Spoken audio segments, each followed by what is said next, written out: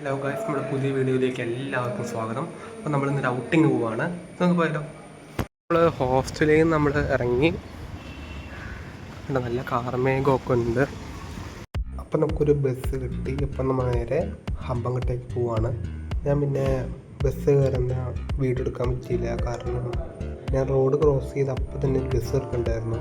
പിന്നെ ഓടി ആ ബസ് കയറി. അതുകൊണ്ട് ഇത് ഷൂട്ട് ചെയ്യാൻ പറ്റിയില്ല. ഹമ്പങ്കട്ടേക്ക് പോകുന്നത് എൻ്റെ ഫോണൊന്ന് സർവീസ് ചെയ്യാൻ വേണ്ടിയാണ്. ഈ എല്ലാ മാസവും ജൂൺ 14 തൊട്ട് 16 തീയതി വരെ വിവോനൊക്കെ സർവീസ് ചെയ്യണ്ടല്ലോ.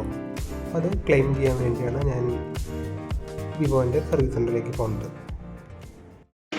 അപ്പം നമ്മൾ ഇവിടെ എത്തി. നമുക്ക് റോഡൊന്ന് ക്രോസ് ചെയ്യണം.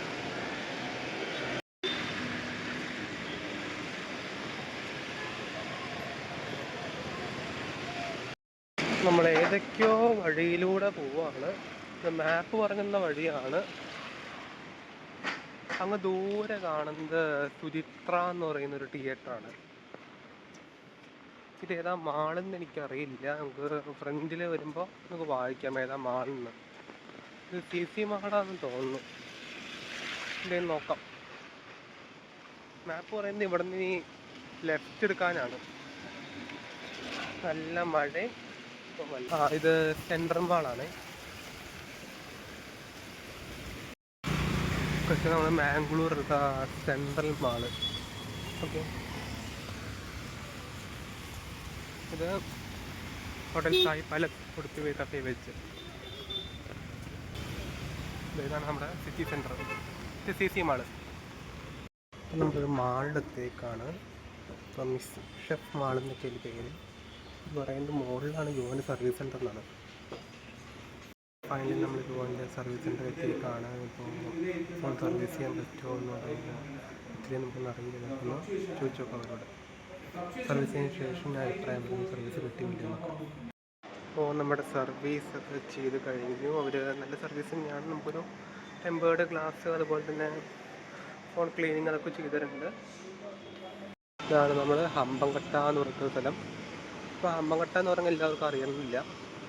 അതാണ് നമ്മുടെ സെൻട്രൽ റെയിൽവേ സ്റ്റേഷൻ ഇരിക്കുന്ന സ്ഥലം. ഓക്കെ, അപ്പോൾ ഇവിടെ ഭയങ്കര ഫേമസ് ആയൊരു ക്ലോക്ക് ടവർ എന്നുണ്ട്. നമ്മുടെ തൃശ്ശൂരൊക്കെയാണ്, തൃശ്ശൂർ വടക്കുന്നത് പുത്തമ്പള്ളി പറയണ പോലെ നമ്മുടെ ഹമ്പങ്കട്ട എന്ന് പറയുമ്പോൾ അവിടെ ഫേമസ് എന്ന് പറയുന്നത് നമ്മുടെ ക്ലോക്ക് ടവറാണ്. അപ്പോൾ അത് ഞാൻ കാണിച്ചു തരാം.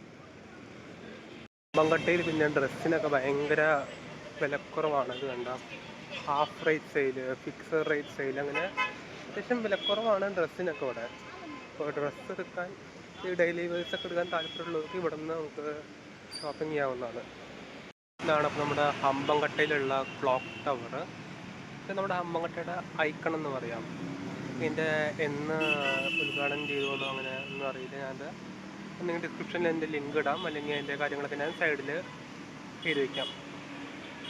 ഇതിൻ്റെ അടുത്തൊരു പാർക്കുണ്ട്. നമുക്ക് ആ പാർക്കിലേക്ക് പോകാൻ പറ്റുമോ എന്ന് നോക്കാം. ഇതാണ് നമ്മുടെ പാർക്കിൻ്റെ എൻട്രൻസ്. നമുക്കൊന്ന് റോഡ് ക്രോസ് ചെയ്യാം. പിന്നെ വീണ്ടും മഴ പെയ്ത് തുടങ്ങി ഇവിടെ. നമ്മളോട്ട് അണ്ടർവേ കണ്ടപ്പോൾ നമ്മൾ അണ്ടർവേ കൂടെ പോയി നോക്കാറുണ്ട്. എവിടെ എത്തുന്നു ഒരു ഐഡിയ ഇല്ല. ഇത് എവിടെ എത്താന്ന് നോക്കാൻ ചുമ്മാ പോയി നോക്കാം. അപ്പം നമ്മളിവിടെ പാർക്കിലെത്തിയേക്കാണ്. ഇവിടെ പാർക്കിലേക്കുള്ള വഴിയാണ്. അപ്പോൾ നമുക്ക് ഈ പാർക്കൊന്ന് എക്സ്പ്ലോർ ചെയ്തിട്ട് നമുക്ക് തിരിഞ്ഞ് ഹോസ്റ്റലിലേക്ക് പോകാം. ഇതാണ് നമ്മുടെ ഞാൻ ഉദ്ദേശിക്കുന്ന പാർക്ക്. ഇവിടെ ആരും കാണുന്നില്ല. എല്ലാവരും മഴ കാരണം ഇവിടെയൊക്കെ നിൽക്കുകയാണ്. ചുമ്മാ ഒന്ന് കറങ്ങി വരാം. ആരും ഇവിടെ അപ്പുറത്തിൻ്റെ എഴുതി വെച്ചിട്ടുണ്ട്. ഫുള്ള് കഞ്ഞറയുണ്ട്, എനിക്കറിയില്ല. അതുകൊണ്ട് ഇവിടെ കുട്ടികൾക്ക് കളിക്കാൻ വേണ്ടി എന്തൊക്കെയോ ഉണ്ട്. Only 4 years allowed to play. 4 ദിവസം താഴെ പിള്ളേർ കൂടെ കളിക്കാൻ പറഞ്ഞു. ഇവിടെ ഇപ്പോൾ ഈവനിങ്ങിന് ഇപ്പോൾ മഴക്കാലം അല്ലെങ്കിൽ ഇവിടെ ആൾക്കാരൊക്കെ വന്ന് കളിക്കാറുണ്ടെന്ന് തോന്നുന്നു. എനിക്കിത് പാർക്കാണല്ലോ. ഇവിടെ എന്തോ ഒരു കടയുണ്ട്, കദ്രി ചാറ്റ്. ഫുഡ് കഴിക്കാൻ പറ്റിയൊരു സ്പോട്ടാണ്. ഇവിടെ എന്തോ എഴുതി വെച്ചിട്ടുണ്ട്. ഇവിടെ ഒരാളുടെ സ്റ്റാച്ചു ഉണ്ട്. നമുക്ക് നോക്കാം ആരുടെ സ്റ്റാച്ചു ഒന്ന്.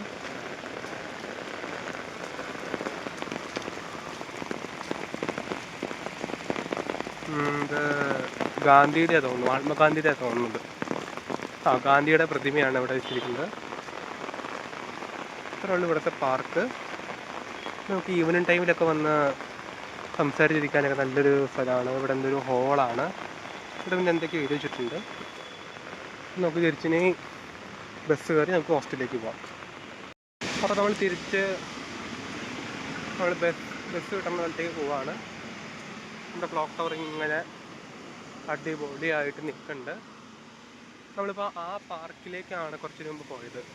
നമ്മൾ അണ്ടർവേ കൂടെ പോയ കാരണം നമുക്ക് റോഡ് ക്രോസ് ചെയ്യേണ്ടി വന്നില്ല. ഫൈനലി നമ്മുടെ കൊട്ടാര ചൗക്കിൽ തന്നെ തിരിച്ചെത്തി. നമ്മുടെ ഇന്നത്തെ എല്ലാ കാര്യം നമ്മുടെ കഴിഞ്ഞു. വീഡിയോ വൈൻഡപ്പ് ചെയ്യാൻ ടൈമായി. നമ്മുടെ ഫോൺ നമ്മൾ സർവീസ് ചെയ്ത് കൊടുത്തു, അത് നമുക്ക് കിട്ടി. ഇന്നത്തെ വീഡിയോ ഇത്രേ ഉള്ളൂ. അപ്പോൾ അവസാനിപ്പിക്കാൻ ടൈമായി. അപ്പോൾ സൈനിങ് ഓഫ്. ബൈ. നമ്മുടെ ഹോസ്റ്റലിലേക്കുള്ള റോഡാകെ മുങ്ങി. ഞാൻ വൈൻഡപ്പ് ചെയ്ത് ഹോസ്റ്റലിൽ നടക്കുമായിരുന്നു. അതാണ് കണ്ടത്. നമ്മുടെ വഴി കണ്ട ഫുള്ള് മുങ്ങി. ഈ വഴി അല്ലാണ്ട് വേറെ വഴിയില്ല. കാരണം എൻ്റെ കാല് ഫുള്ള് മുങ്ങി, അത്രയ്ക്ക് വെള്ളമാണ്. ഈ ഹോസ്റ്റലിൻ്റെ അവസ്ഥ എങ്ങനെയാണെന്ന് അറിയില്ല. എൻ്റെ പാനൊക്കെ നനഞ്ഞു വേണ്ട, ഇത്രയൊക്കെയായി. ഇതാണ് നമ്മുടെ ഇവിടുത്തെ അവസ്ഥ. ഈ ഹോസ്റ്റൽ മുങ്ങിയോ എന്ന് ഹോസ്റ്റലിൽ എത്തിയാൽ അറിയാം. എൻ്റെ കാല് ഇത്രയായി. നല്ല മഴയാണ്. ഇതാണ് ഇവിടുത്തെ അവസ്ഥ. ഒരു മഴ പെയ്ത ഇനി ഹോസ്റ്റലിൽ എങ്ങനെയാണെന്ന് നോക്കണം.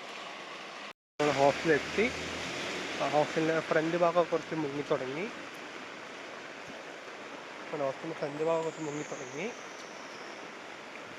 അവിടെ കുറച്ച് വെള്ളമായി തുടങ്ങി. അപ്പോൾ ഉടനടിയിൽ മുങ്ങുന്നതായിരിക്കും. ഇവിടെ ഒന്നും വെള്ളം കയറിയിട്ടില്ല. എന്നാൽ ഈ ഭാഗത്തൊക്കെ വെള്ളം കയറി തുടങ്ങി.